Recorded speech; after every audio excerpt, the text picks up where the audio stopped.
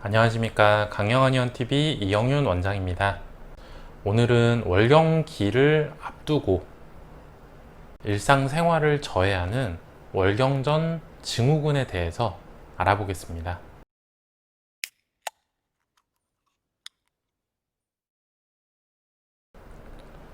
월경전 증후군이라는 게 뭘까요?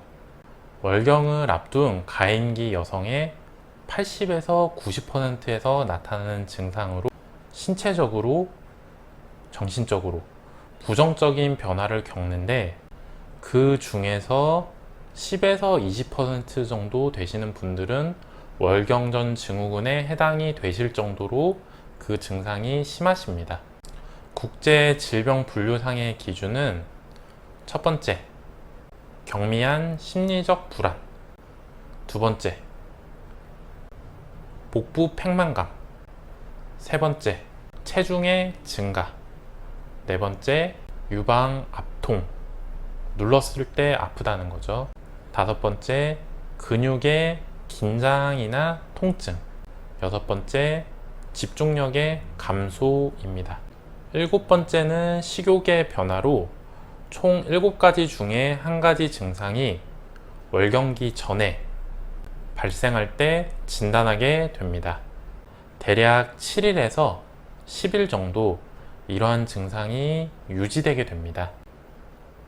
좀 더 자세한 증상을 말씀드리면, 심리적 변화로 불안, 초조, 공격성 경향이 나타나거나 집중력이 떨어지기도 합니다.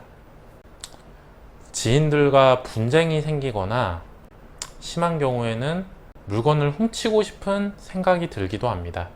우울한 경향이 있거나 수면에 대한 욕구가 생기기도 합니다.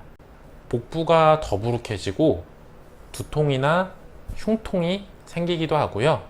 식욕이 증가하고 특히 당에 대한 욕구가 증가하게 됩니다. 단 게 땡긴다고 많이들 말씀하시죠. 그리고 피부에서는 여드름이나 피지 증가가 나타납니다. 이러한 월경전 증후군, 줄여서 PMS라고 하는데요. 이 PMS의 원인은 뭘까요?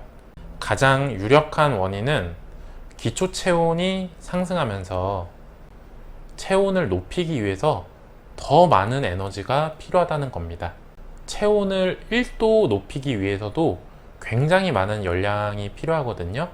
이때 에너지가 너무 많이 소모되면서 뇌로 충분하게 혈당이 공급되지 못하게 되면 뇌가 스트레스 상황에 놓이게 되면서 부정적인 심리적인 변화와 에너지 섭취에 대한 욕구, 식욕이 증가하게 되는 것입니다.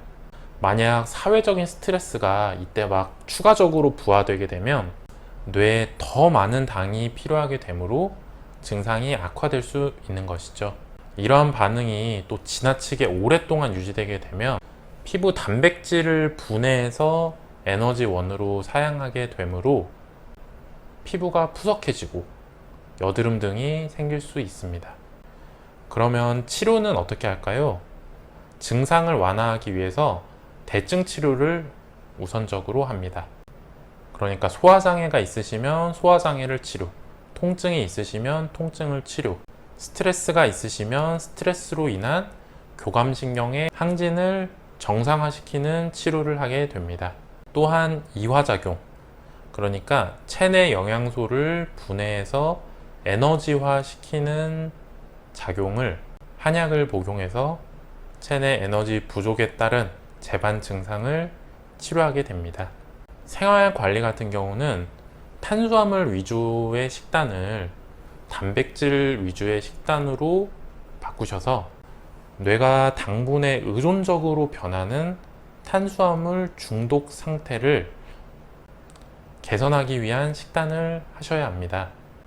특히 액체 상태로 된 당류, 카라멜 마키아토라든지 가당 주스라든지 초코 우유라든지 등은 피하시는 것이 좋습니다.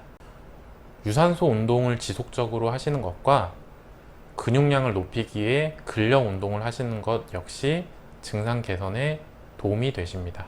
근육이 우리 몸의 에너지 저장고 역할을 하기 때문에 근육이 없이 마른 분일수록 이러한 월경전 증후군에 더 고통받을 가능성이 높은 거죠. 근육이 그만큼 없으시니까요.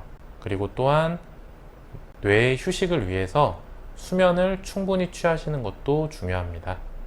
월경만으로도 여성분들이 힘든데 월경 전에도 힘든 월경 전 증후군으로 추가적인 불편을 느끼시게 됩니다.